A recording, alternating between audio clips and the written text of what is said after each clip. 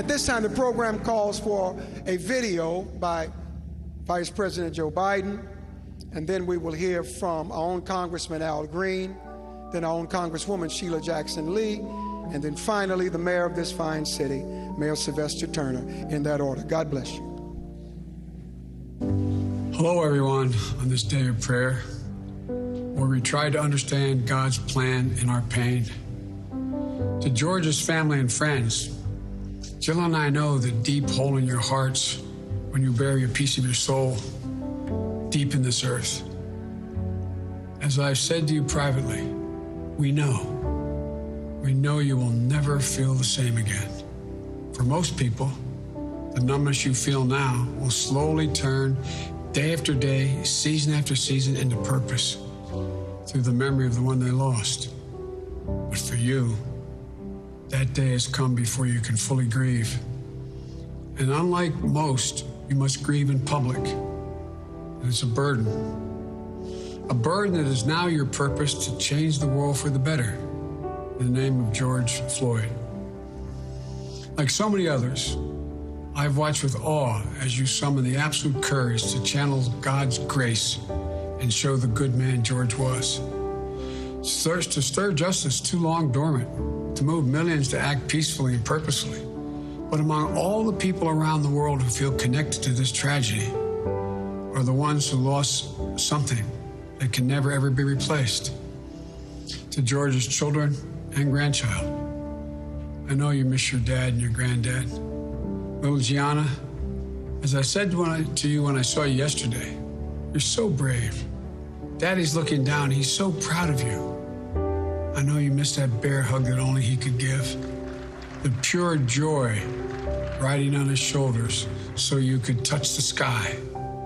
The countless hours he spent playing any game you wanted because your smile, your laugh, your love is the only thing that mattered at the moment. I know you have a lot of questions, honey. No child should have to ask questions that too many black children have had to ask for generations. Why? Why is Daddy gone? And looking through your eyes, we should also be asking ourselves why the answer is so often too cruel and painful. Why in this nation do too many black Americans wake up knowing that they could lose their life in the course of just living their life? Why does justice not roll like a river nor righteousness like a mighty stream? Why? Well, ladies and gentlemen, we can't turn away. We must not turn away. We cannot leave this moment thinking we can once again turn away from racism that stings at our very soul, from systemic abuse that still plagues American life. As Thurgood Marshall once implored, quote, America must dissent from indifference. It must dissent from fear, the hatred, and the mistrust. We must dissent because America can do better, because America has no choice but to do better.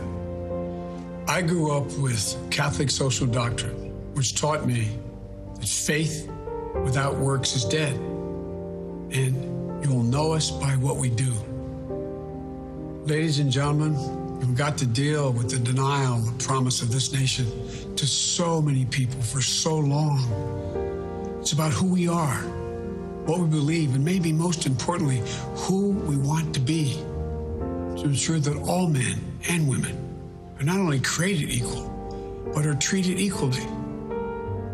We can heal this nation's wounds and remember its pain, not callous the heart and forget. I know Reverend Sharpton is there in Houston with you today. Rev, I watched you speak from Ecclesiastes last week in Minnesota, chapter 3, verse 1. To everything there is a time and a purpose and a season under the heavens. Well, today, now is the time, the purpose, the season to listen and heal. Now is the time for racial justice. That's the answer we must give to our children when they ask why.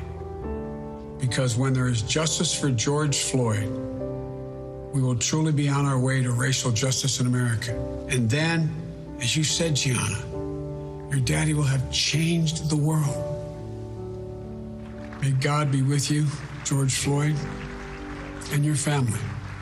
and the words of a hymn from my church based on the 91st Psalm. May he raise you up on eagle's wings, bear you on the breath of dawn, and make you to shine like the sun, and hold you in the palm of his hand.